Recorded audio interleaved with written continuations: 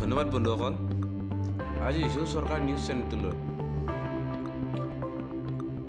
101 বৰ্ষীয় পাকিস্তানী হিন্দু মহিলাই পালে ভাৰতীয় নাগৰিকতা। তেওঁ আবেদন 12 বছৰ আগতে কৰিছিল। এই সম্বন্ধে চমুকৈ আলোচনা কৰিম। 101 বৰ্ষীয় পাকিস্তানী হিন্দু মহিলা যমুনা মাৰ বাবে শুক্ৰবাৰৰ দিনটো বহুত আনন্দৰে উপজিছিল। সেইটো দিন আছিল যিটো তেওঁ 12 বছৰ অপেক্ষা কৰাৰ ফলত ভাৰতৰ নাগৰিকতা দিয়া হৈছিল। জিলা অধিকাৰীয়ে কৈছে যে 101 বয়সীয় যমুনা পৃথিৱীৰ সকলোতকৈ বৃদ্ধ মহিলা যিজন ভাৰতীয় নাগৰিকত্ব পালে।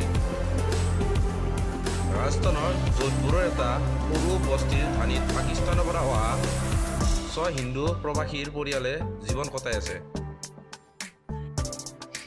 ভাৰতীয় নাগৰিকতা অধিনিয়ম 1955ৰ অধীনত আবেদনৰ অনুমতিত শুক্ৰবাৰে অনুমতি পালে। এতিয়া কৈছে যে আশা কৰোঁ পৰিয়ালৰ সদস্য সকলো সোনকালে নাগৰিকতা লাভ কৰিব। ভাজপা মহাধিৱেশনত PM মোদীয়ে কৈছে ভ্ৰষ্টাচাৰত লিপ্ত আছিল পূৰ্ব চৰকাৰ।